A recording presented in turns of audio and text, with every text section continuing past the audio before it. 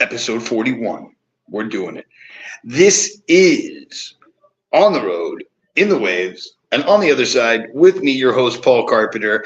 And today is episode 41 of this amazing series that I've been bringing to you. I hope you're enjoying it. A lot of people have been sending me messages saying thank you. Today is a friend of mine. His name is Jeremy Jackson, a young lad that I met in Las Vegas. He is a magician and he is a busker. He travels all over the United States, and he's currently on something called the Busking Bus. And I have a lot of questions and a lot of things to ask him about magic and just in general. So let's bring him on here in a moment. Let's see where I can, if he's here. There he is. We're adding him to the stage now. There he is, Jeremy Jackson, the one and only. How you doing, my friend? Hey, Paul. How are you? It's been a long time, but yeah, no, I've been good. I just staying busy. I'm working like 3 jobs now, so I'm trying to balance. Yeah, I'm trying to balance magic and work and all that stuff. But yeah, no, life's been good, man. How you been? Good, man. Good. So let's run with this thing. Jeremy Jackson, who are you? What are you about? Where are you from? Tell us a little bit about you, and let's get into the story. Yeah, I am Jeremy, and I'm from I'm born and raised in Las Vegas, but I actually temporarily moved to Utah, because I got a lot of family there and stuff. I started doing magic for about my whole life essentially, but I started professionally doing it, and I started busking when I was 17. And then I started work at a magic shop called Top Hat and Wand, as you might remember this. A good friend of mine, Terrence Francisco, gave me a job as a demonstrator there at the shop. And eventually, unfortunately, the owner passed away, John. Rest in peace. But we had to let everything go. But no, it was a good run. I learned a lot there, and while I was working at the shop, I realized something very important. Books are everything. Okay, I don't like to read. I'm not a book guy. Okay, I'm a visual learner. But while I was at the shop, I every day I at least try to read like one chapter out of each book and go from there. I think I read some of Card College, and then I read a book on Tabaret, and then Bobo's stuff on coin magic, and there's so much knowledge and just material in those books, and I was just like, wow, I'm really gonna try and take this up a notch. So yeah, the shop really helped me a lot, and I got back out. Was that your first time? Sorry, was that your first time ever? Was that your first time ever working at a shop? Yeah. I've never been a demonstrator. I've never worked anywhere like an actual formal job until the shop. So being a demonstrator, really kind of it kicked my ass into gear. Really showed me how to perform and how to show people good magic. Because before I wasn't a good performer. I wasn't really the performing type. I could do magic, right? I could do a few tricks, but performing is a whole different realm. You know what I mean? Performing is a skill in and of itself, entirely. Right? Yeah. It's just. But no, when I worked at the shop, it gave me a lot of insight into that, and I learned so much working there. And then I eventually started to street perform more often as soon as I got out of high school. And that's when I really kicked my ass into gear, and I started performing every day. I started doing 20, 30 shows a day, and I really just started to perform, and I got so much better. And I've been doing that up until 2022, and that's when I moved to Utah. So I'm not there anymore. I'm actually back in Vegas at the moment. But when I moved to Utah, that's when when I moved to Utah, that's when I really wanted to start doing actual gigs, paid gigs, formal events, parties, corporate events, weddings, all that stuff.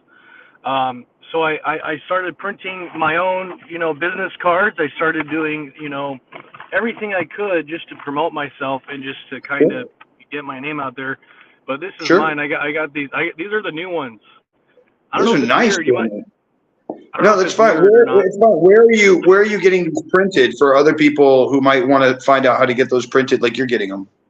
Yeah. So the best route to go is to get a pack of like 50 or 100, maybe even like 200. They have some good deals. But this is from Zazzle. It's ZAZZLE.com, Zazzle.com, and don't get the corners cut. Like you can get a gloss finish and stuff, but cut the corners yourself. You're gonna save a lot of money because they charge a lot just to have it rounded off like this. Rounded edges. Sure, of course. Yeah, yeah. So Sure. what I do is, and I use the same corner cutter to make short cards. I just use them so it saves me a bunch of money. I just do like a stack of 100, as soon as I get them. But Sure. yeah. So I got a bunch of these made, and I started doing like actual gigs and walk around, and I got into the world of close up table hopping, magic or whatever. And I yeah. Sorry. Go ahead. Go ahead. Oh no! Oh yeah. So basically, I got into the world of close up and walk around, and I sucked. It was not. I was not ready for that at all, dude. It was So okay. funny. So yeah. But no, because I remember the first gig I did was at a bar, and I could socialize with people, but it was just as soon as I brought up the magic, I froze. I became like Mr. Magician Weird, again. huh? Isn't that Yeah. weird? Yeah, Yeah. it's so funny. I have a story about the first time I ever got like a paying gig. I was like 19 or 20 years old, and it was in Miami, and it was at a place called Cafe Tutu Tango. It was like a restaurant, all Brazilian style with all those kind of things or whatever. And I was paid to do magic. And the first table I walked up to, I started shaking, like uncontrollably. So the story is that I put the deck of cards down at the table after asking them if they wanted to see magic. And then I turn around and I stop and talk to myself. And I'm like, this is what you chose to do with your life. This is what you said you wanted to do. Now turn around and go do magic. Yeah. And I turned around and did magic. And it was at the end of that the guy walks up to me and he goes, "Man, I'm sorry to bother you, but what was that thing that happened at the beginning of the thing?" And I was like, "Man, to tell you the truth, this is my first time ever doing this." And I was shaking. I don't know if you noticed I was shaking. So I stopped and I told myself to turn around and do a good job. Be honest. Yeah, just be honest. And man, he just looked at me and he was like, "Bro, that's probably one of the most like dope things I've seen somebody do in front of me. Like, I just watched you hit your barrier and you went right past it. Like, that was dope." So let's get into like questions that I like to ask magicians in particular. What was the first magic trick that got you hooked? Like hooked into it, like the aha moment where you're like, okay, I want to do this forever now. Like that type of trick. Honestly, I think it was Tabaret's rope routine. The French guy. Because I've seen Michael Finney's cut and restored. I've seen the Slidini cut and restored rope, and I thought they were cool. But I just thought that I'm not really funny. I can't really sell this very well. But then I watched Tabaret's rope routine, and it was like, okay, that was the coolest shit I've ever seen. Like that's the most beautiful routine. Like I don't know why. It's just visually satisfying, and it's long. It's beautiful. Which routine is this that you're talking about? It's not the normal everyday equal and equal rope that you're talking about routine, No. right? No, so Francis Tabaret's rope routine, I think he won FISM with it way back in the day, but Tabaret, his routine is just I think it's 8 minutes, it's 7 to 8 minutes, it's a lengthy routine, and you don't cut the rope like with scissors, it's just sleight of hand with rope, and something extra, but I mean, I think we already know what it is. But it's an interesting routine. You can actually watch it on YouTube. I don't have a link, but if you just type it on YouTube, Tabaray, it's Tabray, yeah, Tabaray rope routine. You can watch the whole thing on YouTube, and it's so freaking. It looks like real magic. It's the coolest thing I've ever seen. And that's the routine. I'll post it on Best Magic Videos, Yeah. which is the page I have on Facebook. But yeah, I'll post it on that right after this because I definitely want to see it. Yeah. So okay, so then who was the magician that inspired you? Oh, like who are my like inspirations or influences? No.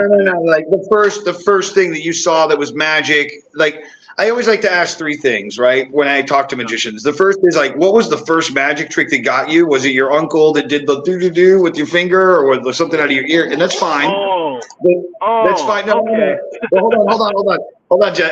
The second one is, what was the trick that you saw that you then spent weeks and weeks and weeks saving up money for just to buy? Because there's always that one story. And then the other one was, who was the first magician to inspire you? Those are my three first questions that I usually ask. But go ahead. Okay, so if we're talking way back, a long time ago when I was really young, like 6 years old, I saw Pop Hayden. I saw Whit Hayden, Pop Hayden. He goes by Pop now. I think it was at some sort of ranch. I forgot the name of it. It was so long ago, but I saw Pop Hayden do his linking rings and stuff like that, and he just looked like a real freaking magic. I've seen, Lance Burton, Copperfield, and maybe I was just too young to process what they were doing, but I think Pop Hayden was the one where I was like, oh my God, that was right in front of me. There's no fancy camera tricks. There's no stage. That was the first time I saw raw, intimate magic, just beautifully done. Right, like close up in your face type magic, right? Yeah. Like again, he was just doing stuff with rope and rings, and I was just like, this is really this is cool. Like this is not what I'm used to seeing, but it just felt different. I don't know. It felt more sincere and more genuine. Because again, before that, I only knew like Copperfield and Lance Burton, those guys, because I was really young. But yeah, anyway. But the trick that I first wanted to save up for, I think it was what was it? I think it was the Svengali deck, but it was a little different. The Mirage deck. It's the one with the rough and smooth. So I wanted to get that one for sure. That's the trick where, I saved up all my allowance to buy. Like that was the one, the Svengali type deck.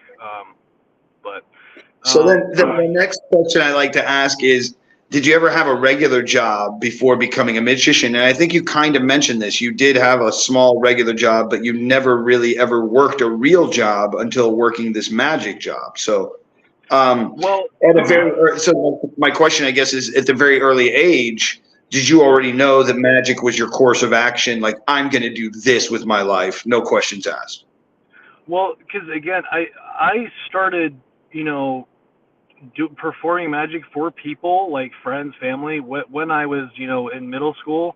So it kind of started from there, but all throughout high school as well. And that's when I started performing, when I was 17, I started going to Fremont Street, and I started, performing for people. And then my calling, right, didn't come until, I think it was a little bit before I moved to Utah. So about like 2020 or 2019. That's the one where I was like, that was my calling. Like I really felt like, this is all I want to do. Like not just all I can do, but this is what I want to do. Because I have worked a job, for, when I was in Utah, I worked for FedEx. I was a delivery driver. Right. And I did gigs on the side. And that's where I met the Busking Bus guys, and we'll talk about that in a sec. Yeah, that's my a couple next questions where I saw the pictures and I'm like, I gotta know about this because that sounds like it was so much fun. Those guys for are sure. Cool. But yeah, no, I worked for FedEx. My calling was more so in like 2020. That's where I think I performed for that was the biggest crowd I got in. it was 2020, and I think it was October. So yeah, it's October now. It's funny. It's exactly 3 years ago. But yeah, no, I got the biggest crowd. I had the best pitch that day, and that was when I was like, oh my god, like I'm actually not too bad at this. That's so that's when I funny. was like, okay. And I got the fattest. I got the Yeah, I got the fattest hats ever. Like that was the big one. That's like the big hat. That was the one. And that was but yeah. and that was your kind of message to yourself, like, oh wait, I have my own economy. I can go anywhere now. Was that moment for you? Was that aha moment, like you're saying? Like that was it though, right? You were like, oh wait, I don't need a regular job anymore. I could just do this for a living, and like this is more than enough. If I do these 3 or 4 a week, I'm good. Yeah, but it took time. You know, you're not going to achieve that overnight. That's when you have that moment where you're like, oh my gosh, like I am now like my own boss. Like I could do this forever. Like that. It took, so I was 17, 18, 19, 20. So it took me to like 3 years just to get decent. Like it's a lengthy process. And street magic is not easy, especially on the streets. Yeah, I think that people have a misconception when they see street performers in general, buskers in general. They think that, oh, that's a person who took the easy route in life. And it's like, oh, right? It's like the opposite. It's the total opposite. It really is, because it's not easy. It's not an easy lifestyle to get used to. Being on the road, literally living on the road, and then making your money off the road, it's not easy. And especially if you're not good, then it's really rough. Then it's like super hard. And so, yeah, that leads me to, because I've been getting this in a lot of my episodes, and it was something that I talked with Stacey Stardust about, and I'm coming. I don't know if you saw that episode, but basically, I'm the quote that I'm using is calling somebody who says hello, and the story is the story of a guy who he worked for a company for the San Francisco. And he dealt with specifically the people who were jumping off of bridges, and he would have to go to their homes after they jumped to find out if they jumped on their own accord, like they were willing to do this on their own, or if they were forced into it in some way, shape, or form, right? That kind of idea. Yeah. And he says that what happened is that over the years he got numb to it, because over and over again he would see the same thing over and over again. And the one time that it really messed with him was he walked into the house and he saw a note, and he's like, yep, everybody writes a note. And he went to go read the note, and it says, hi, my name is, and I'm about to go jump off the bridge. Thing is, though, if any one person says hello to me, I'll turn around and come home. Really?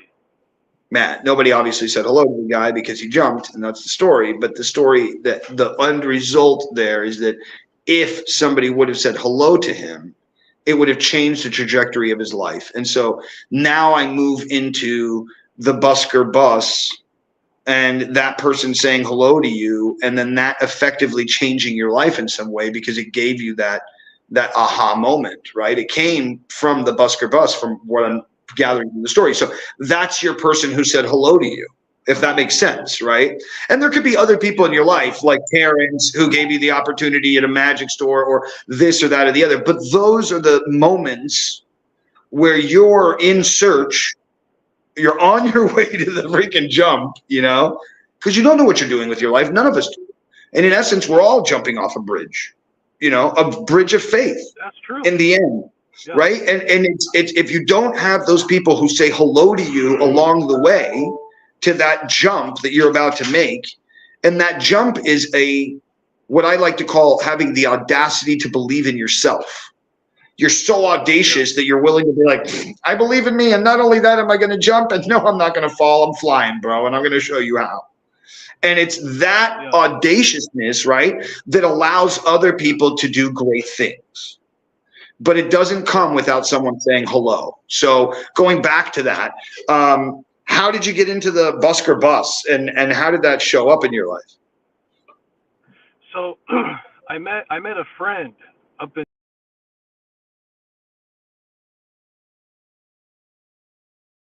Can you still hear me, Paul? Were you still good?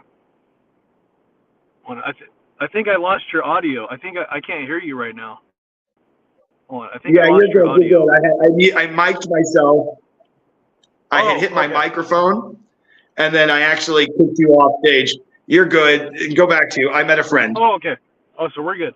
Okay, so, and again, we like you said, we have those, hello moments, and this is definitely one. So I met a friend up in Utah, and his name is Rudy Chacon, and you can actually check out his Instagram. It's best_in_print. So best in print with 2 underscores. You can go give him a follow or something. But I met him at the IBM meeting up in Utah, up in Holiday, Utah, and I just became really good friends with this guy, and he actually referred me to Busking Bus. Now, Busking Bus is it's a kind of a pop-up show type thing. They have this literal bus, right? And it's they do all types of events. They do like Salt Lake City Busking Fair or whatever it's called. They'll do like farmers markets and stuff, which is kind of cool. But these guys, they have all types of variety acts. So they have like, this improv thing. They have like a show they put on, and they'll have people, like magicians or singers or clowns, musician, anyone can if you busk, you can hang out with these guys. They're cool. So and what's cool is that they give people like me an opportunity to busk or have my voice heard. So if there's a farmer's market or something, or some sort of event that the Busking Bus is doing, they'll put me on, or they'll put Rudy on, or whoever's available, and we get shows. We do shows with them, and it's been, man. I'm unfortunately That's so great, I'm not man. unfortunately I'm not with them anymore, because I did move back to Vegas. That's where I'm at now, but I had such a good run with those guys. Landon and those guys are so nice, and they gave me such a good opportunity. And not only just to get exposure, but just to get better, like, at performing and having having the privilege of having a formal show is a big. I don't know if you're in Vegas now. I don't know if you know Stacy Stardust. Yeah, I know her. I know Stacy. Well, not formally, but I definitely, yeah. Well, at the end of this, when we're done, I'll do a 3-way conversation with you, because she has a show weekly, and she's always looking for new talent and new people to come on stage. So it'd be perfect for you. And she has another show she's producing, and she might be looking for acts for that as well. So I'll try and connect you with her there. That would be good for you to have a connect. And then Alon New, I don't know if you know Alon. He's in town. Yeah, and Alon he's New. Yeah. Alon works at the Public Cafe. Yeah. I was going to say he's there on, I believe, Fridays and Saturdays, or Saturdays and Sundays for brunch. Yeah. And you should go meet him after brunch. Like, go hang out with him and hang out with Alon, because he is a blessing of a human being, first of all. And second of all, he's a plethora of information, bro. Yeah. On how how many people do you know that you can actually go hang out with that are going to be willing to hang out with you? 1, 2, who've had their own TV special, and 3 have had multiple TV specials and multiple shows of his own all over the United States. It's a plethora of information and he's a great person. He's a great friend in general. So, okay, so let me do a little break real quick, just so I can get everybody kind of here who's watching. For those of you who are watching, this is On the Road, in the Waves, and On the Other Side with Paul Carpenter. I'm here with episode 41. This is but Jeremy Jackson. I don't know what I'm doing. I have 2 first names. Right? And for those of you who are out there who are watching this, if you're looking to send a message or a comment or anything, please use the youtube.com Paul David Carpenter. It's right there. It says it right there. And that way your comments will come through. Otherwise, I do not see them. If you're on my Facebook page right now, nothing. Doesn't come through. And the other one is if you want to stay on Facebook, it's facebook.com/mentally HYPFAN. That's mentally hip fan, all one word. We are broadcasting on Facebook, Twitch, LinkedIn, YouTube, and soon to be on Rumble and on Kick. I'm making this happen. But let's get back to Jeremy. Okay, so you're now kind of traveling around the United States. You've learned that you have your own business, your own thing, and you were just recently, when we talked last, I believe you were in Chicago. Am I wrong? Oh, in Chicago? No. That was Terrence was in Chicago. He actually. I'm sorry. I thought you were with Terrence in Chicago. That's why. Oh no. No. One of these days. But no. Right now I'm still in Vegas. I just moved back from Utah like 4 months ago. But ever since I've been back, I've been grinding every single day, man. I don't think I've probably done more consistent performances down here in Vegas within the past 4 months than I've ever did in my whole life, consistently like this. Now, are you saying street? Is this only street, or is it stage and street and whatever you can grab? I will do anything, but right now, just to pay the bills and all that stuff, yeah, I am. I'm actually an Uber driver on the side, so I do Uber. But magic is my bread and butter. Magic is, I live, breathe, and shit magic, quite literally. So that's all I do. I'm out there on a pitch every day, whether that's night, morning, whatever I can get one available. I'm usually out there. So that's what I've been doing, and it's been keeping me busy. My material's getting better every day. And I actually met this cool guy named Victor. I don't know if you know who Victor is. He's a magician, and his parents were actually in Genie magazine. His parents are actually magicians, so I thought that was the coolest thing ever. But I've been hanging out with Victor a lot, and he street performs.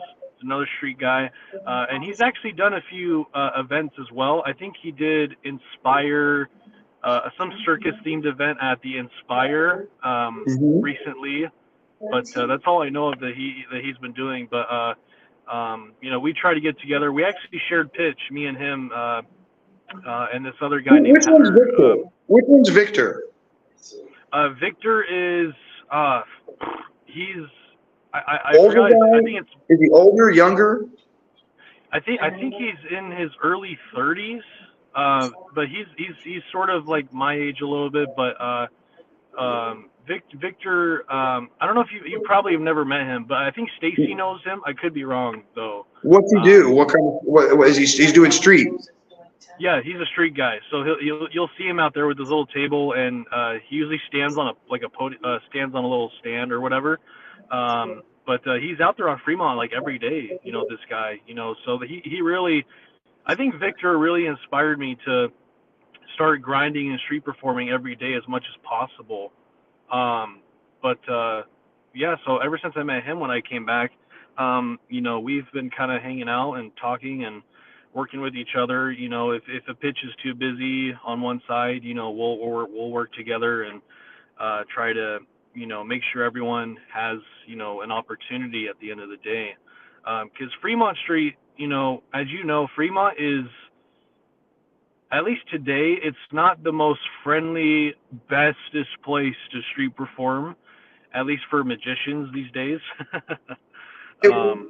It was never easy, Jeremy. So even before the circles were put into play, Fremont has always been a very heavy performance space. It feels very much like like trying to perform in California on Venice Beach. Like there's only one pitch in Venice Beach.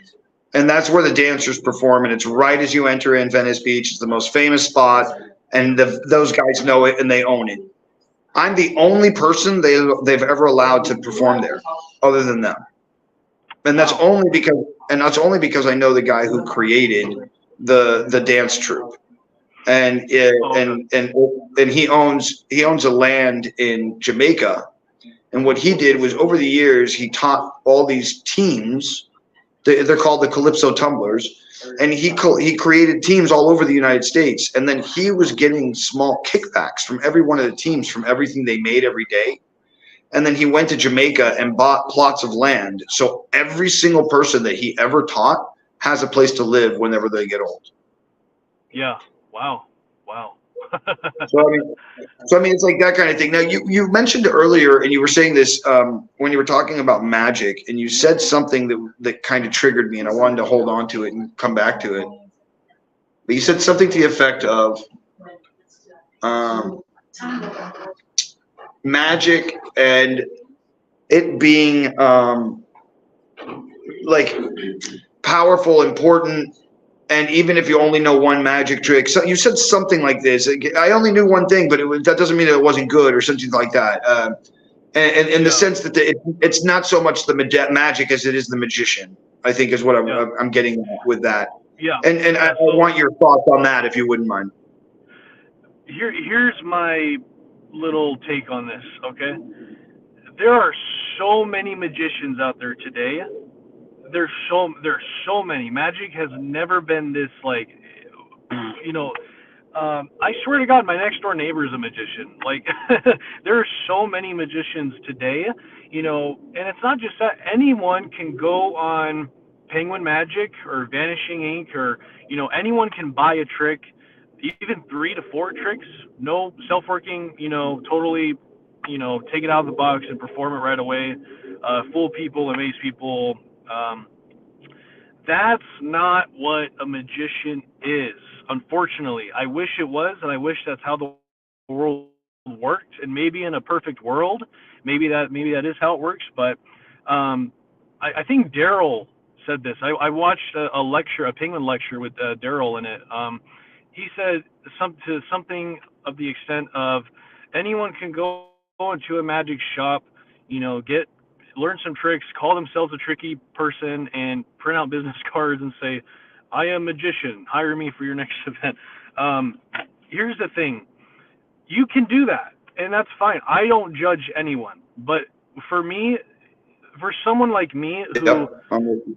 I think I lost you. You still there? Yeah, yep. Sorry about that. Okay. Please forgive me. But anybody can walk into a magic store and buy a. Yeah. Anyone who walks to a magic store can buy a trick, do a trick, print out their business cards, and say, "Okay, boom, I'm a magician." We all know that's just not how it works. If you're someone like me, or even someone like you, who lives, breathes, and shits magic, and understands the art form, I we all know that there's such a deeper meaning to magic as an art form.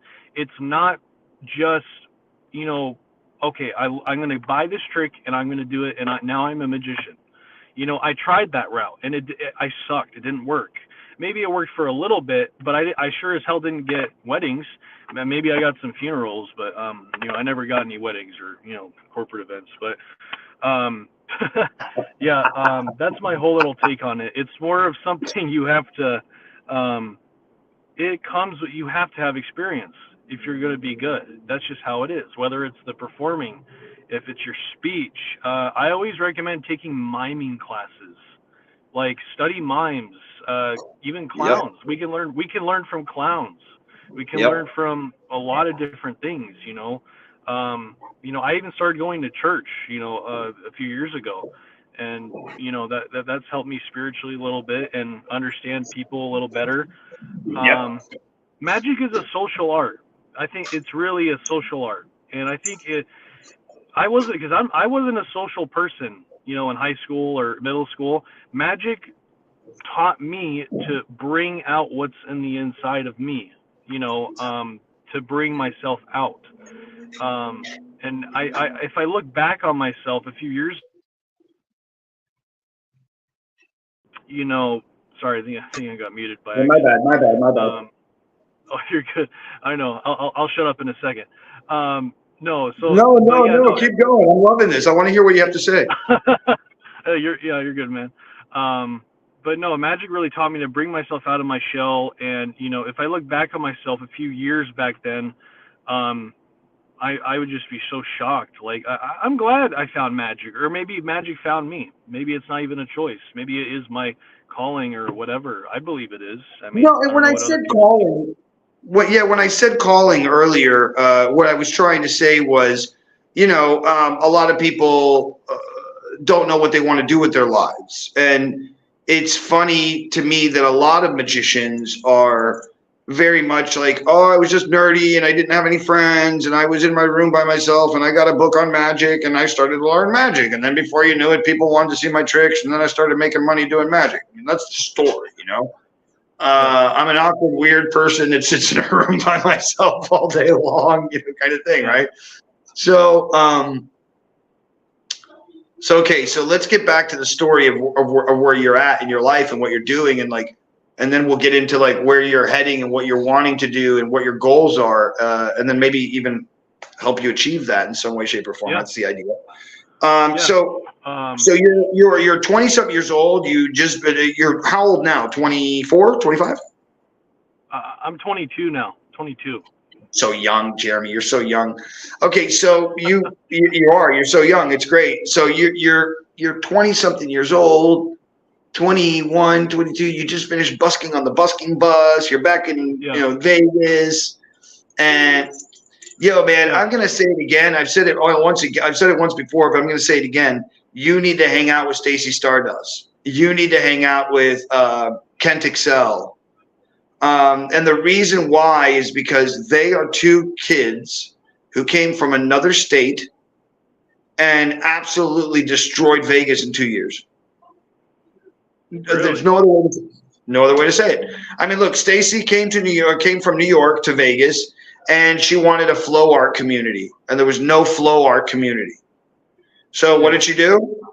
She started doing flow art in the park once a week. And she started calling all of her friends who were in Cirque du Soleil and this, that, and the other. Before you knew it, it turned into like 100 people every week. And they're all doing all different things, from juggling to back row to this to flow to whatever. And then that turned into her starting a weekly show. And then she's like, oh, I need acts for my weekly show. Where did she go? Right back to her community. That show's been running for a year straight now. So I think she's done 14 or 15 shows. She's doing it once a month. Wow. But she's selling out. She's selling out every month, and that's what's keeping her. That's what's paying her fucking bills right now, bro. That's what's paying off. That's paying off her monthly rent. That's paying off her everything, and plus, of course, getting gigs, corporate here, and whatever, and whatever you can get along the way. But that's her foundation, right? And then she's just now opening up a new show on Saturday that's near the Sahara. It's a brand new theater. Brand new location that's got rebuilt, and she's getting to do I think it's at the Ahern. It's at the Ahern, I think. Ahern Hotel. Yeah. Exactly what it is. Ahern. Yep. That's exactly where it is. And so, and then Kent came into town, and it was immediately working for Banachek. I don't know if you know, and I think Banachek might be looking for a stage manager. Wink, wink, hint, hint. Oh. Banachek, huh? I mean, you're there, and he needs somebody, and you're the right kind of energy and the right kind of vibe, and magic, so it might work for you. You might need somebody in the theater. Doesn't matter. It's a good place to be able to sit back and watch him perform and hang out with him afterwards and go out at lunch and whatever and be part of that crew, because being part of that, someone else said this the other day. I don't remember who it was, but they said it's amazing to get involved in other people's productions. And it was Kent. Kent said that. So Kent then went from working for Banachek to then William Bradshaw, street performer, who then went on to create his own kind of entity, was working with Jeff McBride and doing a lot of work with Jeff. Then this place called the Lost Spirits opened in Vegas. And he went to the owners and he's like, I want to do an upside down straitjacket escape, claws of death at your thing. And they were like, fuck yeah. And he's been working there ever since. He's been working there ever since, and he has a great gig there. And then, Really? yeah, and then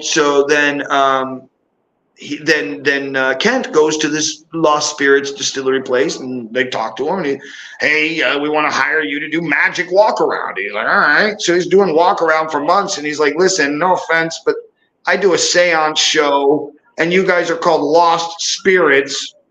Wink, wink. And they're like, yeah, that's not our vibe. That's not what we're looking for. Blah blah blah. Okay, no problem. Months go by, and then all of a sudden, the owner comes up to him, as if it was their idea. Hey, bro, we've got this new idea. We want to do a seance. Oh, no. But more so than that, they're rebuilding part of the theater or the space for him. Really? Now, while that happened, a guy looked for somebody on Gigmasters, Gig Salad, whatever it's called, right? Yeah. And they were looking for a magician to do a seance. Guy calls him, says, "Hey, I'm the owner of this place called the Lost or the Prohibition Bar. It's no Prohibition. There's a different one, which is in Mandalay Bay. And there used to be a magic show here, but it's not here anymore. And we want to do a seance. And I saw you on Craigslist, or I mean on Gig Salad. Would you like to come in and do an interview?" And the guy interviewed him, and he said yes. And he immediately hooked him off on the gig. And he now has 2 venues. He's performing 7 nights a week, or 5 or 6 or 7 nights a week, basically nonstop. And he's working 2 separate fucking shows in Vegas, bro. He came in out of Vegas 2 years ago, bro. 2 years, both of them. So, and he said something to me that was very powerful. He's like, bro, I can go to any city, doesn't matter where I'm at, and I'll end up being the best magician in that city in less than 2 years. No questions. And it's because of the way that he looks at it. He looks at it like street performers look at the street. Like, I don't get angry when there's another magician on the street. I never do. Me neither. Neither does he. Whereas everybody else gets angry. Oh, that person's in my space, or that person's in my thing, or they're too close to me, or doesn't exist in his mind. And if it doesn't exist in his mind, then it doesn't exist in his world. And so it's apparent because A, he's a phenomenal performer. B, he's a really good guy. He's a nice guy. If he says he's going to do something, he ends up doing it. So that in itself plays heavily, right? But nonetheless, I think that's a very big lesson to learn, that you don't necessarily need this, that, or the other to get to where you want to go. Same thing with Stacy. Stacy doesn't have a big fundraising producer behind her with a ton of money. It's her good looks, her attitude, and her ability to create community. Those are her superpowers. Those are by far her superpowers. And so now I guess we'll lead back to you, and we're at this place now. You're in Vegas. What is like your ultimate goal in life? Like your ultimate I made it. I'm successful. And it doesn't have to be money. It doesn't have to be any of those things, but what's your thing? So here's the thing, the end game, right? There's no single answer for it. I don't think there's a single outcome. It's like having multiple outs in a way. It could go anywhere. That's the thing. Like I want to reach a level where no matter what, I want to do magic full time for a living. That's the end game for me. Okay. Now, being famous, great, cool. I want to face a mirage. Okay, cool, whatever. I'm not really. That's just fame is like a bonus for me. So I'm gonna say a couple of things here. I'm gonna say a couple of things because you already caught me, and I'm already triggered. Yeah. If you do not have a map to the destination that you want, you will be running around in circles without actually achieving anything. So when you say, I want to be a working magician, guess what? You're already successful. You already are a working magician. You already did what you wanted to do. You're working every day. You're on Fremont. But you're not at the. There's a difference between what I like to call the ideal and the idea. The ideal for you is a working magician that lives a comfortable life. That you didn't add in. You just said a working magician. But when I mentioned to you right after that I said, hey, you're already successful because you're already working every day. You're already a magician working every day. So you should be happy as fuck. You won the lottery. You're done. But you're not. And I know you're not because right when I said comfortable living lifestyle, that changes the dynamic of, yeah, well, I'm working every day, but I'm not comfortable. And then that's a job. That's not a passion. Exactly. That's not David Copperfield, like I was talking again with Kent, at 70 years old playing with UFOs and dinosaurs on stage. That's passion. That's passion. He's passionately playing at 70. He doesn't care what people think. He doesn't care if people like the UFO or the alien in the story, the fact that there's a dinosaur that comes on. He doesn't give a fuck what anybody thinks. He's a 70-year-old child getting to be his child self on stage, whether you like it or not. Yeah. Okay. Wow. And so I think that's your ultimate goal from what I'm gathering, because it's everybody's ultimate goal is to be able to do the thing they love without having to do it to make money at it. Yeah. Yeah. That's everybody's ultimate goal. So, but live comfortably while doing it and not have to worry about the quote unquote money, right? So it's not about not making money. It's about, and let me flip the script really quickly on this story. And I'm going to go to a friend of mine who I talk about a lot on this channel. His name's Reginald Adams. He's from Houston, Texas. And he's an artist that works with the city and corporations and does really big murals and really big, talked about things in the news. And my friend's like, how's he doing it? And I was like, he's doing it smart. Yeah. Yeah. And he's like, well, what does that mean? And I was like, I remember when I was in high school, and if I saw somebody and they got sponsored by somebody, we used to look down on that. In my generation, the X generation looked down on people who got sponsored. And now it's kind of like a thumbs up if you get sponsored. That means you're doing well. Oh, that means you've got money, or oh, that means you've got followers or whatever. So the dynamics, the shift of mindset has changed completely. And so he goes under the ideology of, I want to create a project.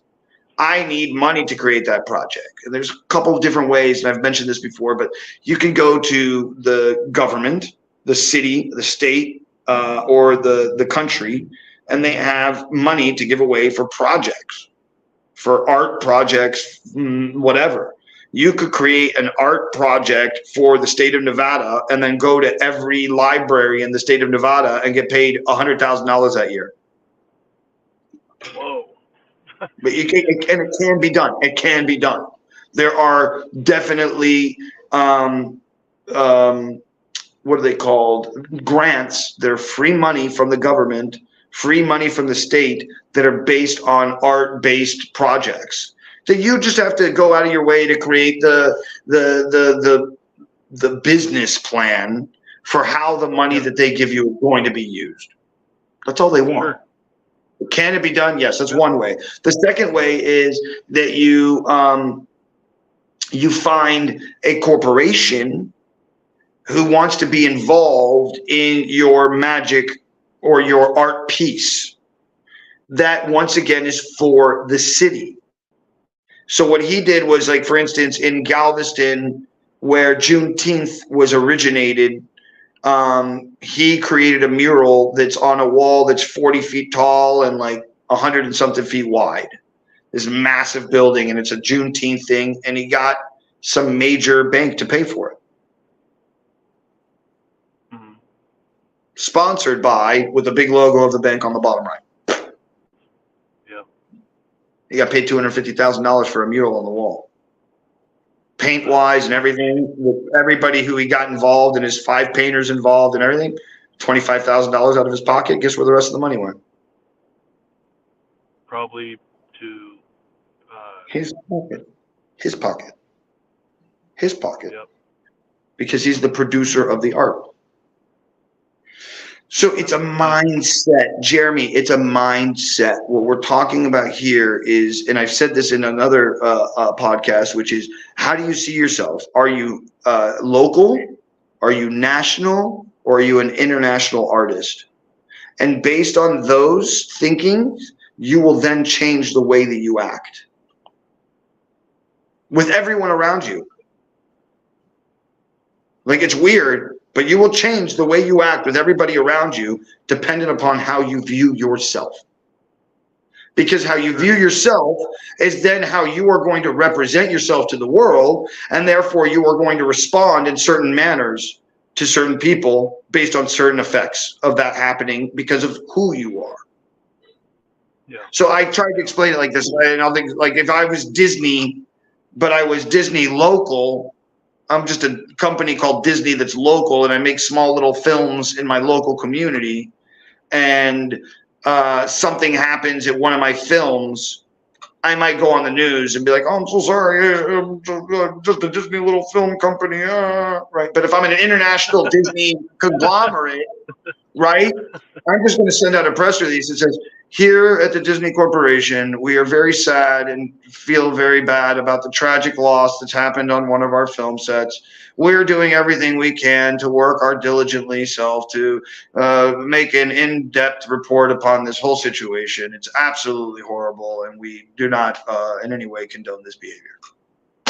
You see how there's a huge difference it's a huge difference in the reaction process. Yeah, I was gonna say, yeah. And there's also a huge difference in the way that you can react. And it's based on the brand identity. David Copperfield's not going to react to somebody on Twitter saying something to him. Just won't. Just won't. Right. Whereas Rihanna will. And she got into a big fight recently, or SZA got into a huge fight with the girl who, while she was at the concert, she filmed a TikTok where she looked at her camera and her phone, and her phone said "lame," like SZA is lame or something on her phone, right? And then that turned into a YouTube video, and then SZA wrote to her. I was like, "Yo, man, I don't know if you know this, but that actually hurt my feelings." Wow. We went back and forth for like an hour and a half. Now she went too far. Now the internet's mad at SZA for getting angry at a 19-year-old girl. Weird. Well, I think you're cutting out a little bit. You're cutting out a little bit. Oh, I'm sorry. I said that in the end, SZA got angry at this kid, and then she spoke to this girl back and forth through direct messages on Instagram for like an hour and a half. And at the end of it, the girl's like, "Yo, I'm 19 years old. Leave me alone." You know? And then the internet jumped on her bandwagon. "Yeah, what are you doing, SZA? You're 30 years older than her. Like, let her go. What are you like getting angry at some girl for?" And it's like, bro, she's not a girl. She's an adult, and she should be, talked to as an adult. And so it turned into a big thing. My point being out of all of that is that, this whole thing of social media, the whole thing of fame, the whole thing of it's so unimportant to what we're trying to create, which is the magic in people's lives. We're trying to create a moment in people's lives that make them have the moment that we had. And why we keep doing what we're doing is because we got hooked on the idea of wanting to get other people hooked on remembering the magic of life, the magic of what it is to be alive in general, Yeah, absolutely. So my next question for you, Jeremy, is so now that we're kind of in a space where we've talked a little bit about where you want to go, and I hope you don't mind that I kind of reworded your things there. I just want you to, you're so young, dude, that you have the opportunity. You may not think of it, but you have the opportunity to do any one thing right now for the next 3 years straight. And if all you were to do for the next 3 years straight is that one thing, and the next 4 or 5 years, you would easily become a multimillionaire. And that's in the magic world. You don't have to do a lot. Like there's a guy right now that's making 200 and some odd plus $1,000 a year touring and renting out theaters around the United States. Also friends with Stacy, and he's known as the triple X magician, or the most X-rated, or the X-rated, or the R-rated magician that you don't know. Yeah, I've heard of that guy. Yeah. He's making almost $300,000 a year, and he's only doing 30 shows. So he's doing good. He's doing good. No, what he's done is something very simple. He found a niche market. He found something that works. It's easy for him to put together 30 shows instead of 300 shows or 3,000 shows. And it's easy to make a roundabout of about $10,000 at each show after I do the advertising, the rental of the location, da da da da da.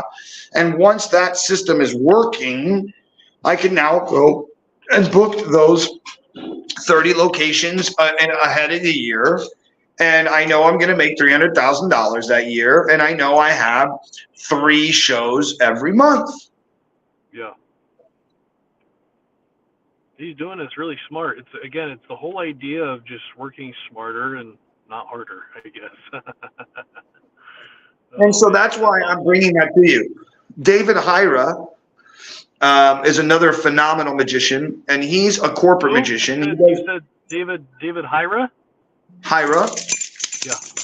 And David makes something like $2 million a year, and he only does 20 shows. Oh my God. And so he's charging $100,000 to $200,000 to do an event for a corporation. And when he says he says I do the entire event, I'm not there to do one thing. I'm there to be part of the event. And I'm not there to do magic. I'm there to strike deals and keep clients happy and amazed and engaged with that company. That's the only reason I'm there. That's why they keep hiring me, because I'm good at what I do. Wow. That's a hell of a resume. But he gets that to airfare, accommodation. He does a private VIP show for the most expensive high-end people. He does a seminar for the entire corporation that helps in some way use magic to help whatever. Then he does the emceeing of the event, and he does a magic show. Yeah. That's beautiful. That's awesome. So it's that same process of work smarter, not harder. There was a magician that you and I both knew that was on the streets recently, Chris Bentz.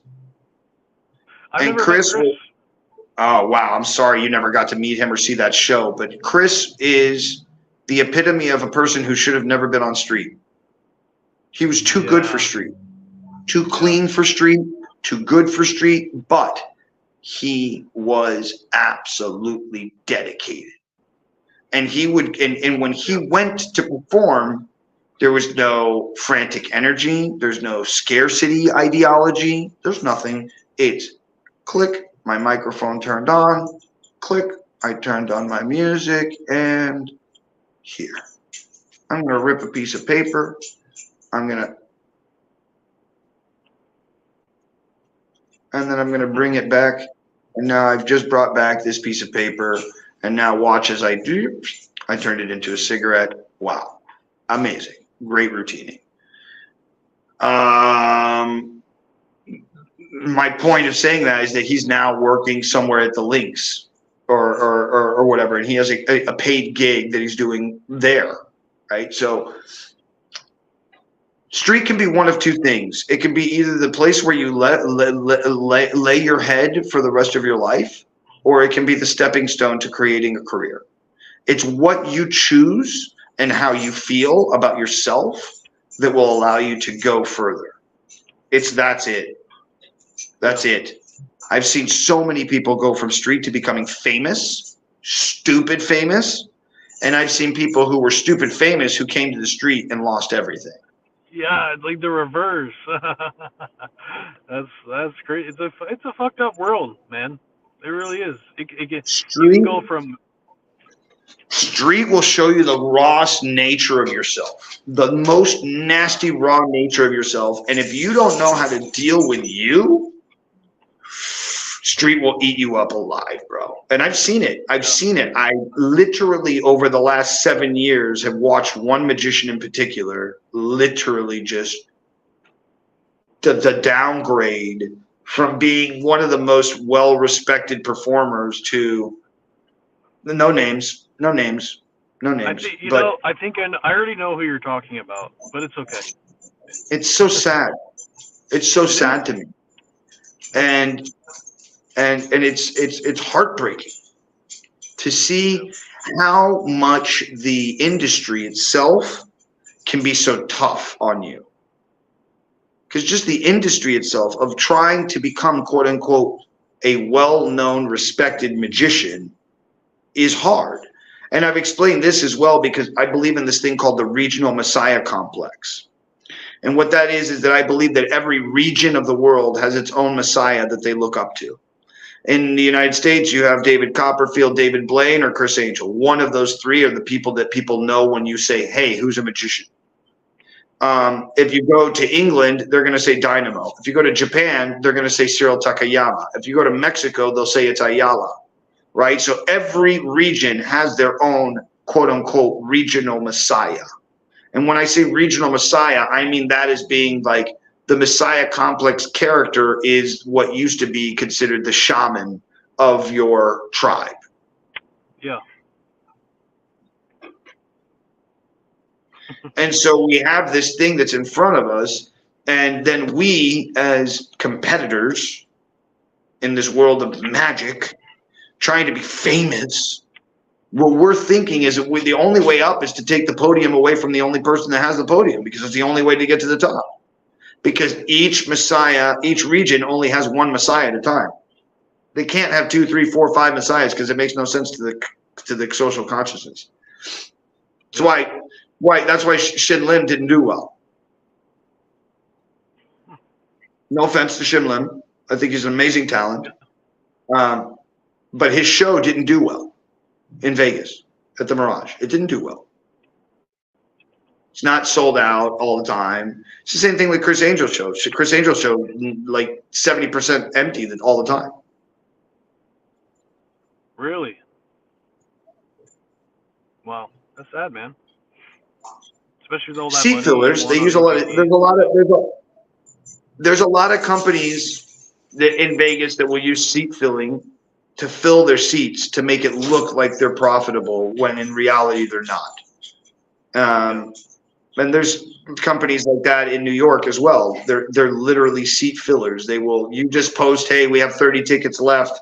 Who wants one? And then people just take those tickets and come in and see the show for free. Yeah. It's all, but they have to do that. All right, well, of course. It's all part of business. It's not. I'm not pointing fingers and nothing negative. Yeah. But what I was getting at is that the reason that Shin Lim did not do well is because David Blaine's not done yet. Yeah. David Blaine put his show in Vegas, and it got sold out immediately. Oh yeah. Enough said. Yep. Enough said.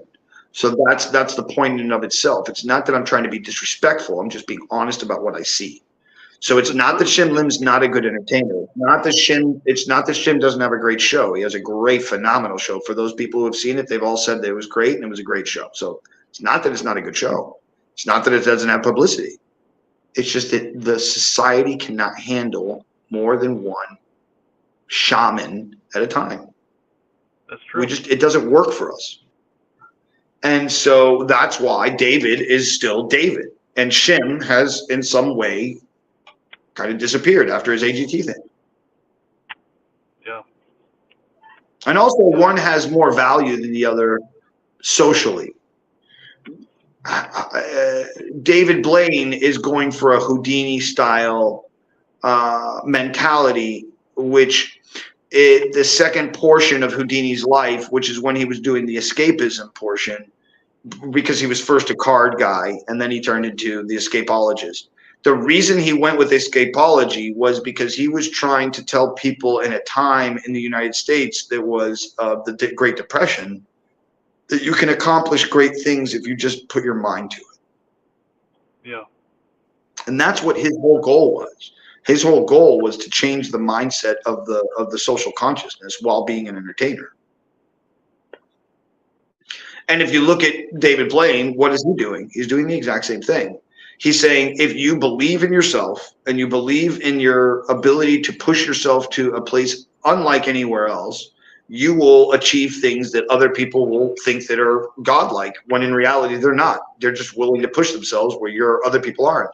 And I'm a crazy fuck who's willing to put guns to my mouth and fly with balloons and jump off of boxes and do all these things that other people are like, that's crazy, bro. But I do it, so it's not crazy. Yeah. Yep. Exactly. He's not and, a god. and that, right. I'm not a god. I'm not any better than you. I'm not some special poobastic character. I'm just David Blaine, the guy who's, doing some magic tricks over here, bro. I hope you enjoy my magic tricks. That's it. Yeah. Yep.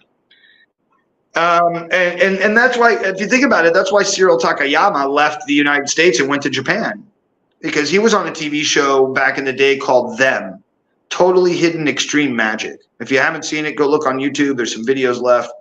And they were doing, and this is, let's see, people who were on this show who are super famous today. Cyril Takayama was on that.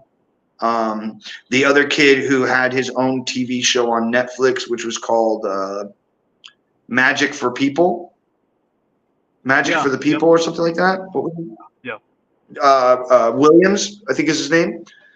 He was also on Totally Extreme Hidden Magic. A bunch of amazing performers who today are actually well known. And Cyril was on that, but I think Cyril recognized that he wasn't going to get the publicity, the money, the work, whatever, here in the United States, and left to Japan and became the #1 most visually represented magician in all of Japan, and he can't walk the streets. He's like a David Copperfield, but in Japan. He walks the streets, people freak out.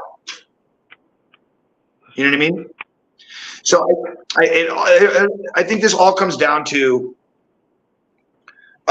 you've heard this idea, the analogy of the piece of lead, that if you take a piece of lead and you fold it in half, it's a horseshoe, and it's only worth $25. But if you take that same piece of lead and cut a piece of lead out of it, you can make it into a needle, and a very thin needle, and it's worth like $25,000. But then you can take that, or no, sorry, like $10,000. And then you can take that exact same piece of lead and cut it down even thinner and make it into a spring. And that's a spring that works inside of a watch, which is worth $25,000. But if you've spent all your time making yourself into a watch spring and you're still hanging out on the ranch with farmers, they will never know what you're worth. Yep, exactly. That's great. So what it states is a couple things it states is, be willing to work hard on yourself, which is fine. In whichever form and fashion that is for you, that's for you. I.e., if working hard on yourself is turning yourself into a horseshoe, so be it. Don't get upset that you're a horseshoe. Just be happy that you're getting to be worked on and that you're getting to ride with a horse. Be filled with gratitude instead. And then the second thing is, if that's going to happen, right, you're willing to work hard on yourself and all these other things, also be ready for, I guess in a sense, shifting your cup, or in another analogy, shedding your old shell. If you're like one of those little crabs that they have to go from one crab, like one little shell, and then they get a bigger shell because their body got bigger, but now they have to fit into that shell. Get ready for that to happen in your life. Yeah. Because if you're willing to push yourself and you're willing to push yourself to an edge, right, then be willing to also not be the smartest person in the room. No, because if you are, then you're in the wrong room, Jeremy. If you're the smartest person in the room, you're in the wrong room. That's such a great way Period. to put it. Yeah. period. And so if that's the case, then be willing to grow. Because if you've already worked on yourself and you've worked yourself into this like winded spring for a watch, then be willing to take the travel from the farm to the city to be able to sell your watch, and go to find a watchmaker and show him your spring. And then he goes, oh, you did it fucking all wrong. Start over. And you go, okay, teach me. But you have to be willing to grow. Yeah. And so that's Absolutely. that is. And that's why I started off with go hang out with Stacy, go hang out with Kent, go hang out with Alon, people who are in your world, who are already doing better than you, who you can say, I have no fucking clue what I'm doing in life. Show me the way. And they'd be more than happy to show you because they're 15 years ahead of you, 20, 30 years ahead of you at times, depending on who you're talking to. Yeah. So, Jeremy, we've been on for a minute. If you wouldn't mind, shoot me a bit of information about where people can find you and where people can, hire you if they wanted for a party, or are you on TikTok, social medias, YouTube? What's that? So I'm on Instagram, first and foremost. You can follow me on Jeremy Jackson Magic. It's on here on my business card. I don't know if you can see that. My Instagram is right there, Jeremy Jackson Magic, and my cell is 702. I can't believe I'm doing this. 702-280-7746. That's my phone number, business phone. For any inquiries, just go ahead and just direct message me, whatever you want to do. You can email me. I mean, if emails still exist, hey, that's a good thing. You can always email me. I'm 22. Give me a break. I'm just checking my emails. I'm like the only 22-year-old at the IBM meetings that checks their emails. Like I sure. You're funny. You're so funny. But, are you on any of the other sites like Gig Masters or Gig Salad or any of those? Dude, you gotta get me on those apps, man. I don't have a single one. I tried like one, and I think it was Bark or something. Don't do Bark because it's expensive and you have to pay for it. But Gig Salad, on the other hand, is opposite. So they just take a fee each time you get hired. So like I just got, I did a private party house recently. I think I got paid $500 for 45 minutes. And it was, I think I got paid $237 up front and $237 after. So they take out $13, $26 out of whatever. Much better. So, and then obviously, then you can also pay for like upgrading your service. I think for the year it's like $300. And then they put you number one on the top of anything Vegas. So as soon as anything pops up, you're the first one that pops up. Blah, blah, blah, blah, blah, so on. They do promotionals for you. Okay. And then if you want, you can buy other territories, and you can buy other territories for the same price, and so on and so forth. And so you can end up spending like $4,000 a year, but you could be in the 10 major cities of the United States, and then you're booking yourself for $1,000, $1,500 per show. Yeah, that's a good deal. Well, what? So that's Gig Salad, right? Or no? Gig Masters. So Gig Salad. Okay. Gig Masters. And then what else? Gig Masters. Yeah, I would. What's it called? Forgot. I would go online and I would literally Google magician near me. Just do that, right? Like as if you were hiring, and then find out what are the like 2 or 3 that pop up first, and then out of those 2 or 3, find the ones that are free to sign up on, and then upload. Are you on Google Maps? Do you have a Google Maps? Yeah. Mm-hmm. You have a Google Maps of you, Jeremy Jackson, the magician? No, I don't know. Work on that real quick. No, I'm serious. If you have an address already in Vegas that you have in mailbox, just use that as that address, and then set it up on Google and put up some videos and put up some stuff that shows who you are and all that stuff, and make a Google review page so that when people want to find you, they can also find you through Google. That's really smart, man. This is cool. Listen, This is cool after shit. when we're done, and when we're done here, when we're done here, Jeremy, call me, in the next day or in the next couple hours, and yeah, man, Yeah. I'll jam with you a bunch of ideas and things to pump up your visual, and start making a lot of short form content. That's another thing. If you're in Vegas and you're doing magic, don't do me at my post doing magic. It's never going to work. Find a friend of yours to go around with you on Fremont Street and walk up to people randomly and have somebody filming you with your camera. Hey, look, I'm shooting stuff for content for TikTok. Can I do a magic trick for you? And you will do much better there making that kind of content than you will anywhere else doing anything else. Because if you're trying to be like, oh, I'm a street performer, watch my show street perform. Here, I'm going to do a live set. Nobody's going to watch you live for 30 minutes. Yeah. But they will watch a time lapse of you creating a crowd. They will watch a time lapse of you creating a crowd, and then slow motion of you counting $150. They'll watch that. That's funny, dude. That's crazy. They'll watch it. Wow. Right? It's true though. Jeremy, I'm gonna go ahead and end it here today, but I want to say thank you for your time and your energy. I really appreciate you coming on the show today, man. Dude, hey, thanks for having me, man. This is so cool. I like to get to do stuff like this because I've never even done an interview before, like whatever this is called, and I've never done anything like this. So this is like really cool, dude. And I appreciate you, letting me, be on your platform and use your platform, dude. This is like so cool. But yeah, no, hey, I appreciate it so much, and yeah, we'll keep in contact. Let's keep in contact. For sure. We'll go I'll from see here. you. I'll be in Vegas soon enough. We'll see each other soon enough. No stress. Yeah, absolutely, man. Yeah. All right, man. Good, we'll see you soon. Okay. We'll see you, man. Later. Well, I don't know what to tell you, but every day, another episode, another good one, and that was it. That was Jeremy Jackson, and that was episode 41.